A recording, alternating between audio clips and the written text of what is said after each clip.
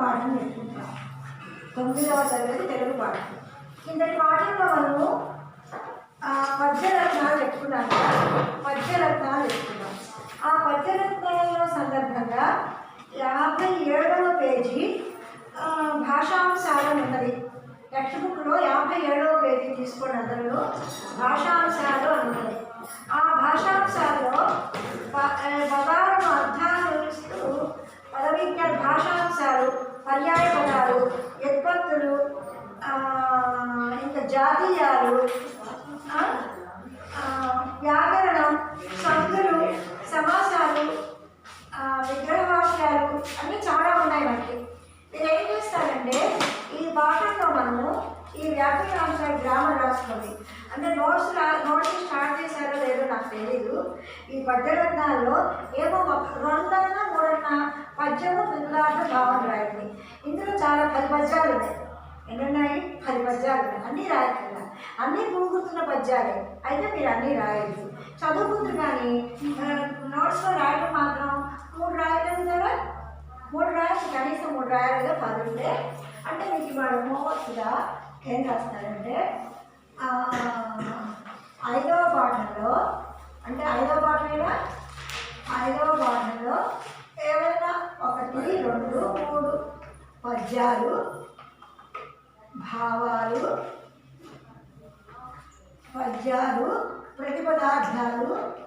ప్రతిపదార్థాలు, భావాలు, ఇవి రాయి. 3 చాలు, 3 పద్యాలు. 5వ పాఠమైనా 6వ పాఠం పద్యరత్నాలు. 6వ పాఠంలో పద్యరత్నాల్లో 1 2 3 పద్యాలు, ప్రతిపదార్థాలు, భావాలు అంతవరకు రాయండి. సరేనా? తర్వాత గ్రామర్ పాయింట్స్ ఉన్నాయి. ఇప్పుడు చెప్పుకున్నాను కదా, 57వ పేజీలో గ్రామర్ పాయింట్స్ ఉన్నాయి. చూడండి, కింద ఎక్కడ రాస్తారంటే వ్యుత్పత్తి అర్థాలను చూడండి. ఈ ఉన్నది. ఈ క్రింద పదాలు వ్యుత్పత్తి అర్థాలు రాయండి. 8 ఉన్నాయి. కనీసం మీరు అన్నీ రాసుకుంటే చాలా మంచిది. 4 రాయండి. 4 రాయండి. అన్నీ చదువుకోండి, 4 రాయండి. తర్వాత ఈ క్రింద తర్వాత ఇలా ఊలో టిక్ పెట్టుకోండి. ఈ ఊ టిక్ పెట్టుకోండి. ఈ క్రింద జాతీయాలు ఉపయోగించి సొంత వాక్యాలు రాయండి. విపత్తులు, సొంత వాక్యాలు. తర్వాత పేజీ నెంబర్ 58లో పదాలు విడదీసి రాయండి. 6 ఉన్నాయి. సందులు సంధి పేరు రాయమంటున్నాడు. తర్వాత 6 ఇవి ఏ సందులో రాయమంటున్నాడు. 5 ఉన్నాయి. తర్వాత వీటికి ఉదాహరణలు రాయమంటున్నాడు. అన్ని వర్క్ బుక్లో ఉన్నాయి. ఈ గ్రామర్ పాయింట్స్ అన్నీ మీరు రాయండి దాంట్లో. తర్వాత 59వ పేజీలో ఈ క్రింది పదాలను విడదీయండి అని టిక్ పెట్టుకోండి. ఈ క్రింది పదాలను విడదీయలేదా? టిక్ పెట్టుకోవడంలో 59వ పేజీలో గుర్తుపెట్టుకోవాలి. వాళ్ళు గుర్తున్నది కదా, టిక్ పెట్టుకోకపోతే టిక్ పెట్టుకోండి. విడదీయండి అని ఉంది. 1 2 3 4 5 6 7 ఉన్నాయి. కనీసం 4 రాయండి. తర్వాత ఊలో సమాసాలు, ఖాళీలను పూరించండి అన్నాడు. ఒకసారి ఏమో పదం ఇచ్చాడు, ఒకసారి ఏమో విగ్రహవాక్యం రాయమన్నాడు, ఒకసారి ఏమో సమాసం పేరు రాయమన్నాడు. అంటే మీరు 8 ఉన్నాయి. ఈ 8 ఖాళీలు పూరించాలి. దేనికేదో 8 రాసిన సంతోషం నోట్స్లో కనీసం 4 రాయాలి. సిడబ్ల్యూలో ఇవన్నీ కూడా హోంవర్క్ సిడబ్ల్యూలో రాయాలి. సరేనా? సిడబ్ల్యూలో ఈ గ్రామర్ పాయింట్స్ అన్ని రాసేసుకోండి. ప్రశ్నల్లో 2 పెళ్లి తిప్పండి. ఇక్కడ సరే, ఇక్కడ కూడా విగ్రహవాక్య సమాసం పేరు అని ఉన్నది. తేనె మాట, తమ్ములత, చిగురు పేరు, కరకములములు అవి కూడా ఉన్నాయి. కనబడుతున్నాయి మీకు అందరికీ అవి. అవి కూడా 1 2 3 4 మీకు ఎప్పుడు ఇస్తూ ఉంటారు. మోస్ట్ ఇంపార్టెంట్ ఇది కూడా. ఆ 4 రాయాలి. ఇక్కడ 61వ పేజీలో ఛందస్సు ఉన్నది. నూతన పద్యం మధ్యలో ఛందస్సు తర్వాత చెప్పుకున్నాము. ఛందస్సు అక్కడి వరకు మీరు గ్రామర్ రాయండి. సరేనా? గ్రామర్ రాసిన తర్వాత ఇప్పుడు మనము నేను సావిత్రిబాయి పాఠం తెలియదు. 7వ పాఠం నేను సావిత్రిబాయి. అంటే మీకు నోట్స్లో ఏమేమి రాయాలో చెప్పాను. 6వ పాఠంలో మీరు ఏమేమి రాయాలో చెప్పాను. సరేనా? పాఠం కొంచెం చెప్పుకుందాం. 6వ 7వ నేను సావిత్రిబాయి.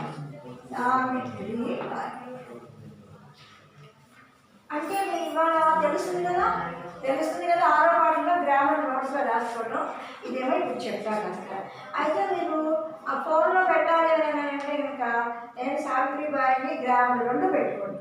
ఆ పాఠం ఏమో చెప్పడం, ఇదేమో రాసుకోవడం. అలా మీరు అర్థమయ్యేట్టుగా ఎలా చేస్తారో చూడండి.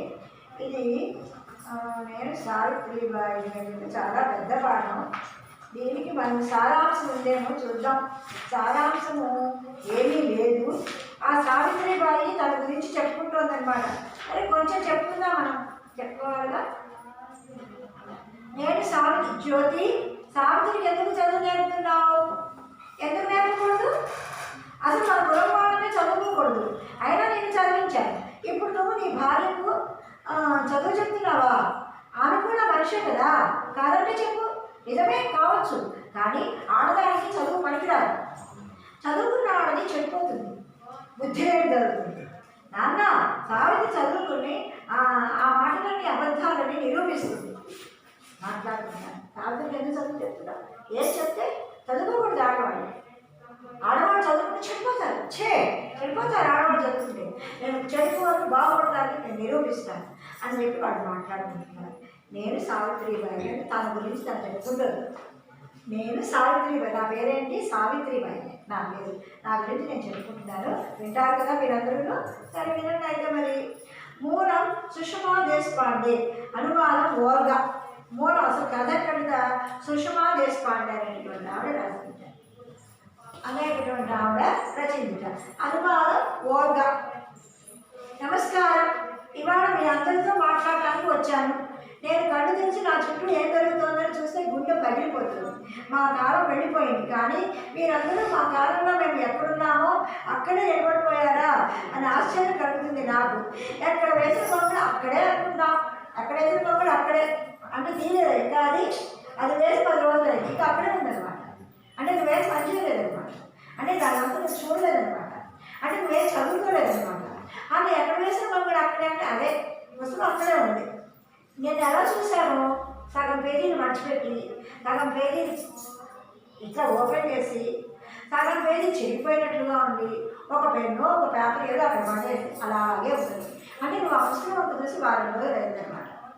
ఎక్కడ వేసిన కొంగడు అక్కడే, అది దాని అర్థం అన్నమాట. అంటే పనులు కూడా మనం ఏం చేయలేదనుకోండి, పనులైనా అన్న పనులు చేశారా?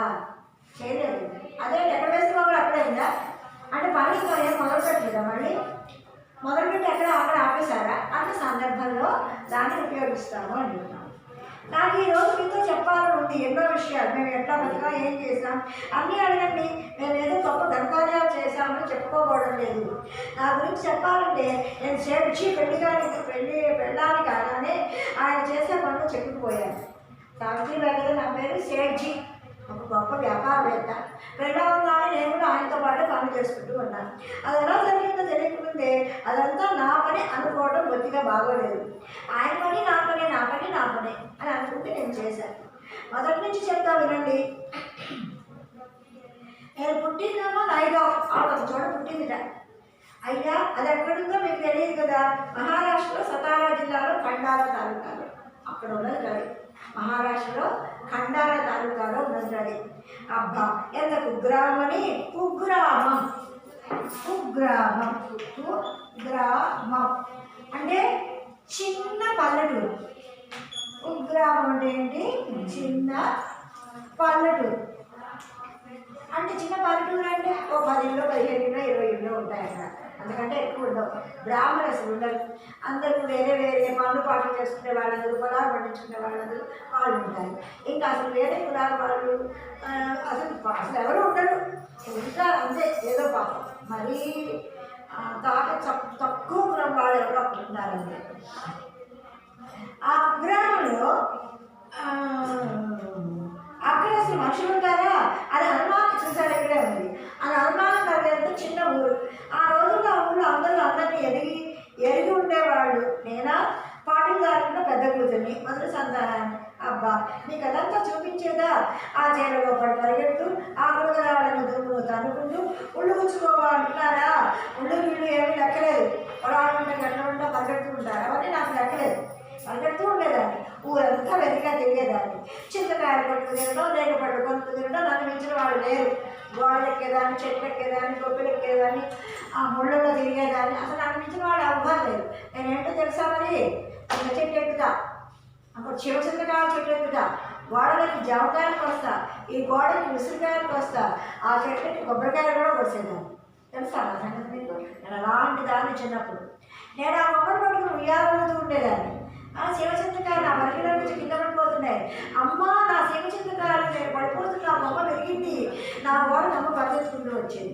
నేనేదో మాట్లాడుతుంటే అమ్మమ్మ నాకు పడిపోతున్నా, పట్టుకోవా, నా శివచంద్రకాయలు అయ్యో కింద పడిపోతున్నాయి, రా రా అని మా అమ్మని పిలిస్తే మా అమ్మ వచ్చేది. అంత సంతోషంగా గడిపేది. అది దాని అర్థం. అంత సంతోషంగా పడ్డాడు. ఓహో వెళ్ళి మా నాన్న ఇంటికి వచ్చింది. చూడండి మీ ముద్దుల కూతురు ఏం చేసిందో అంటే అమ్మ నా వైపు చూపించేది. చూడండి మీ ముద్దుల కూతురు ఏం చేస్తుందో, చెట్టుకి చింతకాయలు వస్తుంది, చెట్టుకి చింతకాయలు వస్తుంది, ఆ గోడకి జామకాయలు వస్తుంది. వాడు చుట్టిపోయారు, ఎందుకే నీకు ఆ జామకాయలు, ఎందుకు నీకు పిచ్చి, ఎందుకు నువ్వు ఆ గోడ ఎక్కావు అని అమ్మ నాన్న నన్ను క్యాపేస్తుంది. అదొక ఆనందం. నాన్న కిందకి దించాడు, అమ్మ మాత్రం ఆపలేదు. ఈ పిల్లకి తొందరగా పెళ్లి చేసి పంపించాలి, ఏ కాలం చేయ వెలుగుతుంటే ఎవరు చేసుకుంటారు, గుదిబండగా మన వెడక చుట్టుకుని వేలాడుతుంది. అసలు ఇది ఆడపిల్లనా, అసలు ఇది ఆడపిల్లనా, ఇటు చెట్లు పుట్టలు ఎక్కుతుంది. నేను ఆడపిల్లని కాదమ్మా, ఇదిగో ఈ శివచంద్రకాయలు ఎంత తీయగా ఉందో నా నోట్లో కూర్చుంటూ అమ్మకు ఒకటిచ్చి మళ్ళీ పంపించేసేదాన్ని. నేను ఆడపిల్లని కాదు చూడు అనుకుంటే అర్థమైంది. నాన్న కూడా పెళ్లి ప్రయత్నాలు మొదలుపెట్టారు. పూనాలో ఉండే కుటుంబంలో ఒక అబ్బాయితో నా పెళ్లి నిశ్చయించారు. ఆ సేట్జీ ఎట్లా ఉంటాడు అబ్బా అనేదాన్ని.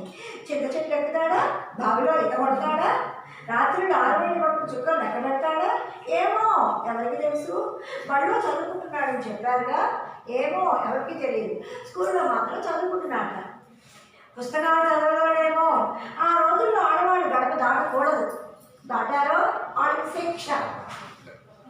ఆడపిల్ల పెళ్లి పెద్ద అయ్యేసరికి లక్ష్మణుడు గీత గీసుకు దాటడం వల్ల సీతమ్మ వాళ్ళు రావడం గుర్తుకుపోయాలని కదా. 800 సార్లు లక్ష్మణుడు గీత గీసి సీతమ్మ తల్లి నువ్వు ఈ గీత దాటి రావద్దు అని చెప్పి వెళ్ళాడు. ఆ రావణాసుడు రాగానే మారువేషంలో ఆ గీత దాటి వచ్చింది. ఆ రాక్షసుడు కాస్త రావణాసుడు కాస్త రాక్షసులాగా మారిపోయి సీత నచ్చింది. చిన్నప్పుడు ఆడపిల్లలందరికీ కూడా ఇది చెప్పేవారు. అలాగే నువ్వు ఇల్లు దాటి బయటకు వెళ్ళదు, గడప దాటి వాటిలోకి వెళ్ళదు, ఊరు దాటి అస్సలు వెళ్ళదు. గడపే దాటకపోతే ఊరే దాటారు, మన ఇల్లే దాటకపోతే మన రోడ్డే దాటారు, మన వీధే దాటకపోతే బజార్లోకి ఏమంటారు. అంత కఠినంగా ఉండేవి ఆనాటి ఆడపిల్లలకి కట్టుబాట్లు. ఆడదంటే వంటింట్లోకి పొయ్యికి కట్టుబడి ఉండాలి. పొయ్యిలో కట్టెలు, పొయ్యి ఊదే గొట్టం ఆ పిల్ల చేతిలో ఉండాల్సిందే. ఆ పిల్ల ఆ గొట్టం కుండా ఊపిరంతా పొయ్యిలోకి ఊదాల్సిందే. భర్తని అత్తమామని సేవించుకోవాలి, అంతే ఇక నీ పని. ఇప్పుడు మీ పిల్ల 2వ తరగతి చదువుతుంటే మీరు బుద్ధరిస్తుంటారే, ఆ వయసులో మేము అత్తగారింట్లో ఉండేవాళ్ళం. మీ పిల్లలు ఇప్పుడు 2వ తరగతి చదువుతున్నారే, వాళ్ళకి ఎన్నేళ్ళు 2వ తరగతి చదివే పిల్లలకి 7 ఏళ్ళు 8 ఏళ్ళు ఉంటాయి, 2, 3 తరగతికి. ఆ వయసులో మేము అత్తగారింట్లో ఉండేవాళ్ళం. అత్తగారింట్లో అన్ని పనులు చేయాల్సింది, చేయకపోతే అని చెప్పి తిట్టిపోసి ఆ కాళ్ళ మీద కొట్టి, నెత్తి మీద కొట్టి, చెంప మీద కొట్టి పనులు చేయించుకుంటేవారు. ఇక్కడ ఇంట్లో ఉన్న పెళ్ళైన ఇంట్లో పిల్లలు. మా అత్తగారింట్లో నేను ఎప్పుడు పరాయిదాన్ని అనుకోలేదు. అదే అసలు నీ ఇళ్ళని ఆడపిల్ల రక్తంలో ఇంటిపోయేది చెప్తారు. ఆడపిల్ల ఈడపిల్ల కాదు అది చిన్నప్పటి నుంచి ఉంటుంటారు. అదే నా శరీరంలో ఉండిపోయింది. అలా నేను కూడా ఆ ఇంట్లోకి వెళ్ళినప్పటి నుంచి కూడా వాళ్ళే నా వాళ్ళు, వాళ్ళే మా అమ్మ నాన్న, అతనే నా భర్త, అతనే వాళ్ళ పిల్లలే మా పిల్లలు కూడా, వాళ్ళ ఇంటికి వచ్చిన అతిథిలో మా చుట్టారు అని అలా మనసులో స్థిరపరుచుకుని వాళ్ళకి కావాల్సిన సేవలన్నీ కూడా చేస్తూ ఉండేవాళ్ళం. కానీ మా మామగారు చాలా మంచి మనిషి. ఇక మా సేఠి ఎప్పుడు బడి పుస్తకాలు చదువు, అదే ప్రపంచం. ఇంత రావు పుస్తకాలు ముందేసుకుని ఎప్పుడు చదువుతూ ఉండేవాడు, రాస్తూనే ఉండేవాడు. వాళ్ళ పంతులు గారికి అంటే బాగా ఇష్టమట. మరి ఈ అమ్మాయికి ఏమో 7 ఏళ్ళు 8 ఏళ్ళు, ఆ అబ్బాయికి ఏమో 14 ఏళ్ళు 13 ఏళ్ళు. చదువుకునే పిల్లలు కదా, మీకు ఇప్పుడు 13 ఏళ్ళు 14 ఏళ్ళు కదా, మరి మీరు చదువుకుంటున్నారు కదా. అలాంటి పిల్లలు చిన్న పిల్లల నుంచి 5, 6 ఏళ్ళ నుంచి పెళ్లి చేస్తున్నారు. అలా మరి వాళ్ళకి తెలియదు, వీళ్ళకి తెలియదు. వాడు చదువుకోవాలిగా, వాడు చదువుకుంటూ ఉండేవాడు, ఈ పిల్లలేమో ఇంట్లో పనిచేస్తుంటూ ఉండేవాడు. అలా ఉండేవాళ్ళు. నాకు ఆయన్ని సేర్జీ అని పిలవడమే ఇష్టం. ఒక్కొక్కసారి వచ్చి నాతో ఆడుకోమని అడిగితే నీకు చిరునవ్వు చదివిస్తారు. ఆ అమ్మాయి వచ్చి ఆమె నాతో ఆడుతారా అని అడిగేది ఆ అమ్మాయి. ఈ అమ్మాయి చిన్నపిల్లేదా, 6 ఏళ్ళు 7 ఏళ్ళు 8 ఏళ్ళు పిల్లేదా? ఆ అబ్బాయి 13 14 ఏళ్ళు ఆడుకునే వయసే కదా, ఎవరైనా ఉద్యోగాలు చేసే వయసా? ఆ అబ్బాయి చిన్నప్పుడు నన్ను వెళ్ళిపోయేవాడు ఆడుకుందామంటే అని. ఒకరోజు నేను ఇల్లు సర్దుతున్నా, పుస్తకాలు గుట్ట మీద ఉన్న దుమ్ము దులుపుతున్నా, ఇల్లు శుభ్రంగా ఉండాలి కదా, అదిగో అప్పుడే ఆయన వచ్చాడు. నా పుస్తకాలు ఏం చేస్తున్నావు? దుమ్ము దులిపి శుభ్రం చేయొద్దా? తేలిని పోగొడతావు, ఎక్కడికి పోవు, అన్నీ ఉంటాయి. నేను ఏం చేస్తున్నానని, ఇదేమిటో మరి, ఏ పేజీ అది, ఏ పేజీలో ఏమిటో నాకేం తెలుస్తుంది? ఏమైతే మీరు ఇప్పుడు రగడ చేస్తున్నారు? అవన్నీ దీప్తిచంద్రుడు. ఇదిగో చూడు, ఇది శివాజీ గురించి, ఆయన ఫోటో ఉంది, ఇది వాస్తవం గురించి ఆకు. అలా ఇది ఆయన ఫోటో. పరాదేశం పని మనిషిలాగా ఉన్నాడు. మన దేశం అయితే నేను కాకపోతేనేం, మనిషి మంచి పనులు చేస్తే మనం అతని జీవితం, వ్యక్తిత్వం, విలువలు అన్నీ తెలుసుకోవాలి. వాటి గురించి తెలుసా నీకు? తెలియదు కదా. రవీంద్రనాథ్ ఠాగూర్ గురించి తెలుసా నీకు? తెలియదు కదా. మహాత్మా గాంధీ గురించి తెలుసా నీకు? తెలియదు కదా. ఇందిరాగాంధీ గురించి తెలుసా నీకు? తెలియదు కదా. మరి వాళ్ళందరి గురించి ఈ పుస్తకాలు గురించి మరి ఎందుకు పాలిస్తున్నావు? నేనేం పాలేట్లా, దుమ్ముదులు పెడుతున్నా అని చెప్పారంట భర్త. ఇలా ప్రతిరోజు సేర్చి ఏదో ఒకటి నాకు చదివి వినిపించేవాడు. అంటే పేరా అంతా అలాగే మానవుడి హక్కు అవన్నీ అనమాట. మధ్యలో ప్రపంచం గురించి, మన చుట్టూ ఉండే ప్రపంచం గురించి నాకు అర్థమయ్యేలా. ప్రపంచం అంటే ఏంటి? నేను నువ్వునా ఎలాగైనా రోడ్డు మీదకి. ప్రపంచం అంటే ఎవరు? ప్రపంచంలో ఎవరు ఉంటారు? ప్రపంచం ఏం చేస్తుంది మనకి? మన ప్రపంచానికి ఏం చేయాలి? ఇలా ఆ యొక్క దాని గురించి అంతా చెప్తూ ఉంటే అవన్నీ వింటూ ఉండేది గారు. మన కుల వ్యవస్థ మన సమాజాన్ని ఎట్లా నాశనం చేస్తుందో చెప్పేవాడు. మన కులం, నాది కులం, ఈ కులం నీది, ఆ కులం నీది, ఆ కులం నా కులం అని ఇంకో కులాన్ని తిట్టిపోసి నాశనం చేస్తున్నాం. ఎలా నాశనం చేస్తుంది అని చెప్పి రోజు చెప్తూ ఉండేవాళ్ళు సేఠ్జీ ఆ సావిత్రిబాయి. సంప్రదాయాల్లో మొత్తం ఇదంతా చదివితే నీకేం వస్తుంది? ఆ అమ్మవాళ్ళని ఒక రోజు అడిగేశారు. ఒకప్పుడు మంచిగా ఉండే మతము సంప్రదాయాలు చిక్కుకుపోయింది. మనకి పేరు లేదు. సంప్రదాయాలు అని చెప్పి నేను ఇదే చెయ్యాలని చెప్పి మన సంప్రదాయాలు చిక్కుకుపోయినా మనం. ఇలా ఆయన చెప్పుకోతూ ఉంటాడు ఏదో ఒకటి. భీష్మకాలంలో అతి శూద్ర కులాల గొడవలు తారాస్థాయికి వెళ్ళేవారు. బ్రిటిష్ వాళ్ళ కాలంలో శూద్రుడు అతి శూద్రుడు వాళ్ళందరూ కొట్టుకునేవాళ్ళు. నేను గొప్ప అంటే నేను గొప్ప. బ్రిటిష్ వాళ్ళ కాలంలో ఈ తేడా చదువు వల్ల మాత్రమే పోతాయి. ఈ కులమతాలన్నీ దేని వల్ల పోతాయి? చదువు వల్ల పోతాయి. ఈ కులమతాలు అడ్డుకోవడం. కులమతాలు అడ్డుకోవడం. కులమతాలు అడ్డుగోడలు. చదువుకుంటే పోతాయి. ఏం చేస్తే పోతాయి ఇవన్నీ? చదువుకుంటే పోతాయి. ఇవన్నీ ఎవరు చెప్పేవాళ్ళు? సేఠ్జీ.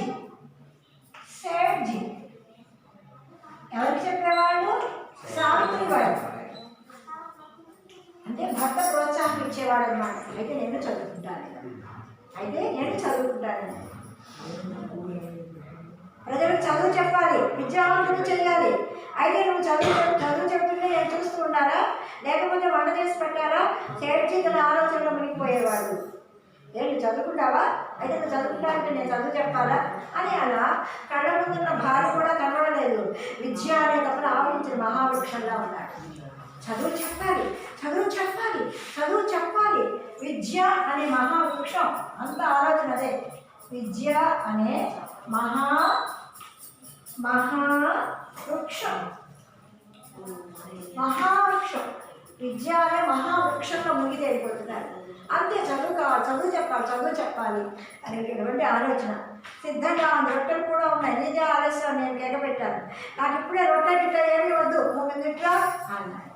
సేఠ్జీ చపాతీలు కూర తీసాను. సేఠ్జీ వచ్చి తెలియదు. సేఠ్జీ అంటే నాకు చపాతీలు వద్దు, నీ కూర వద్దు, నీ రొట్టెలు వద్దు, ముందురా ఎందుకో నేను పరిగెత్తుకుంటూ వెళ్ళింది. అబ్బాబ్బా ఇవాళ సేఠ్జీకి ఏమైంది అనుకుంటూ వచ్చాను. సేఠ్జీ చేతిలో పుస్తకాలు రాసి గత పుస్తకాలను ఒళ్ళో పెట్టుకుంటూ వచ్చిన పుస్తకాలను. అప్పటి నుండి నా చదువు మొదలైంది. ఆ రోజు నుంచి కూడా సేట్జీ పలక మీద వరుసగా అచ్చులు హల్లులు రాసి దిద్దమన్నాడు. అవే మళ్ళీ వేళ్ళు నొప్పులు పుట్టిపోతున్నాయి సేట్జీ, వేళ్ళు నొప్పులు పుడుతున్నాయి సేట్జీ, నేను రాయలేను సేట్జీ. నువ్వు చదువుకోవాల్సిందే. సేట్జీ ప్రతిక్షణం నా చదువుపై శ్రద్ధ పెట్టాడు. నాకు ఇప్పుడు చదవడం వచ్చింది.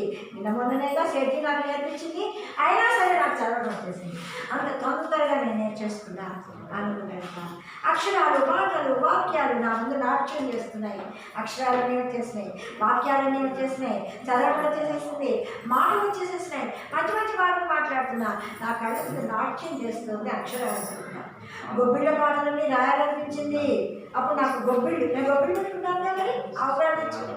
ఆ మాటలన్నీ పాటల రూపంలో రాస్తున్నాను. నా పేరు రాయాలని దాని వేళతో తాకి నా పేరు సావిత్రి కదా. నా పేరు సావిత్రి. అబ్బా ఎంత బాగుందో నా పేరు రాసుకుంటేనా, నేనే రాసుకున్నాను ఆనందపడిపోతూ ఉండేదిగా. నిజమే కావచ్చు కానీ ఆడదానికి చదువు పనికిరాదు, చదువుకున్న ఆడది చెడిపోతుంది, బుద్ధి లేని చదువుతుందని మా మామగారు అన్నారు. నాన్న సావిత్రి చదువుకుని ఆ మాటలని అబద్ధాలు నిరూపిస్తుంది. నాన్న మీరు అలా మాట్లాడండి. సావిత్రి చదువుకుని అవన్నీ అబద్ధాలు, చదువుకున్న వాళ్ళందరూ గొప్పవాళ్ళు అవుతారని చెప్తుంది. ఇదంతా ఒకవైపు జరుగుతుండగానే సేట్జీ తక్కువ కులాల ఆడపిల్లల కోసం ఒక బడి పెట్టారు. అది ఎవరు రాదు, తక్కువ కులాల ఆడపిల్లలు, వాళ్ళ ఇంట్లో రాదు, అదే బడులకు రాకూడదు, వాళ్ళందరి కోసం ఒక బడి పెట్టారు. ఇక దాంతో ప్రళయం ఉంచుకొచ్చింది. అసలే ఆడపిల్ల బయటకు వెళ్ళదు, అసలే ఆడపిల్ల ఎవరికి కనబడకూడదు, అసలే ఆడపిల్లని ఎవరు చూడకూడదు, అసలే ఆడపిల్ల గడపడానికి బయటకు ఉండకూడదు, అసలే ఆడపిల్ల చదువుకోకూడదు. అందులో ఇప్పుడు ఈ బడి పెట్టాడు.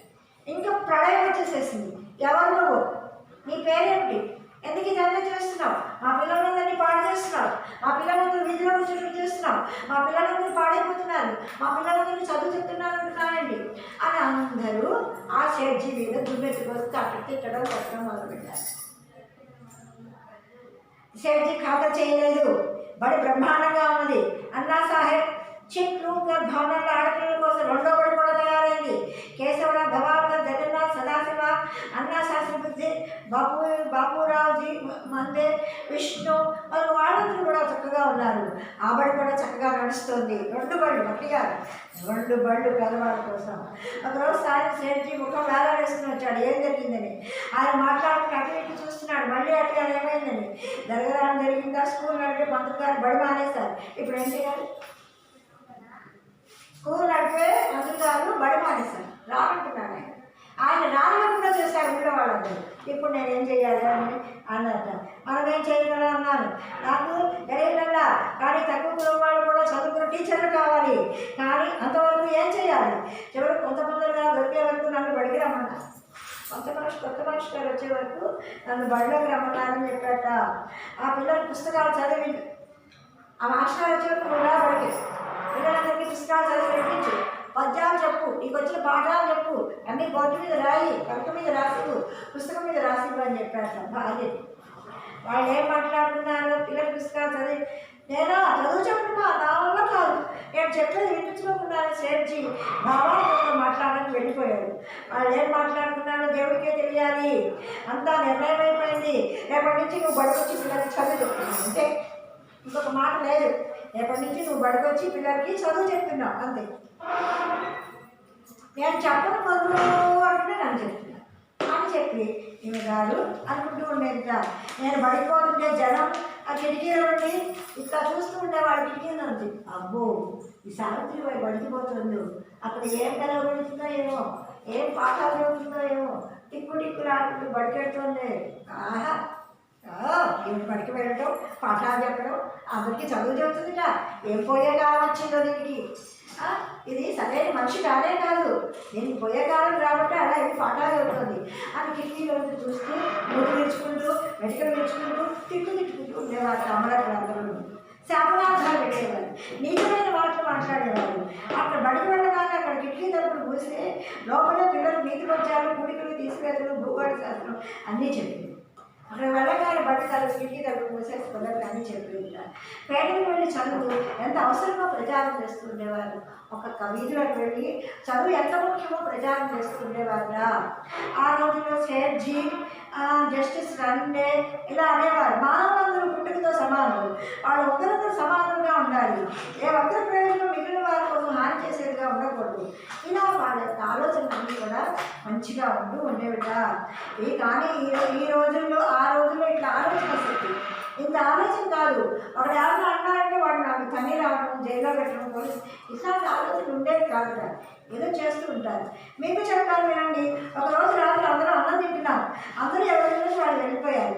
సేవకి దగ్గర నుంచి నిద్రపోవడానికి సిద్ధమయ్యాడు. దుప్పట్లు కప్పుకున్నాం. ఇంతలో పెద్ద గుమ్మ కిర్రుమని చెప్పడైంది. దొడ్డి వైపు నుంచి దొంగలు వచ్చారు. మేము అన్నం తిని అప్పుడే నిద్రపోతున్నాం. దొంగలు వచ్చి ఇలా చూస్తున్నారు. మేము ఇంకా మాట్లాడుకుంటూనే ఉన్నాము. నేను పరిగెత్తుకుంటూ వెళ్ళి సేట్జీ మధ్యలో నిలబడ్డాను. ఆ మసకవెళ్తుల్లో ఎవరో తలుపుకుండా లోపలికి వస్తున్నారు. వాళ్ళతో భీకరత్వం కనబడుతుంది. వాళ్ళలో భీకరంగా ఉన్నారు. తలుపు ముక్కుకి ముసుగేసుకున్నారు. ఆ రోజుల్లోనే ముక్కుకి నోటికి ముసుగులు ఉన్నాయన్నమాట. వాళ్ళు దొంగలు కట్టుకున్నారనమాట. వాళ్ళు వస్తుంటే భయంకరంగా ఉంటారు. ఎవరు దొంగరా అనుకుని చూస్తుందట. సేట్జీ దగ్గరకు వచ్చారట. మధ్యలో కూర్చుంట అన్నడారా ఆపండి, దయచేసి వెళ్ళిపోండి అని చెప్పిందిట. ఆగండి, పో, మేము అడగడానికి ఇక్కడికి రాలేదు, అయితే మీరు ఇక్కడికి ఎందుకు వచ్చారు అని సేట్జీ అడిగాడు నెమ్మదిగా. కొందరు పెద్దలు నిన్ను చంపే కాంట్రాక్ట్ నాకు ఇచ్చారు. ఆ గ్రామంలో కొందరు పెద్దలు ఉన్నారు, వాళ్ళు నిన్ను చంపిరమ్మన్నారు అని చెప్పారట ఆ దొంగలు. ఓహో, నువ్వు ఈ బడులు నడపడం, ఈ వ్యవహారమంతా మానేస్తే కానీ సంఘం బాగుపడదని వాళ్ళు చెప్పారు. అంటే నీ చావు మాకు లాభం అన్నమాట. నిన్ను చంపితే మాకు ₹1,00,000 వస్తాయి. కాబట్టి నేను సరేనా? రెడీగా ఉన్నారు కదా? రెడీగా ఉన్నారు కదా? రెడీగా ఉన్నారు కదా? రెడీగా ఉన్నారు కదా?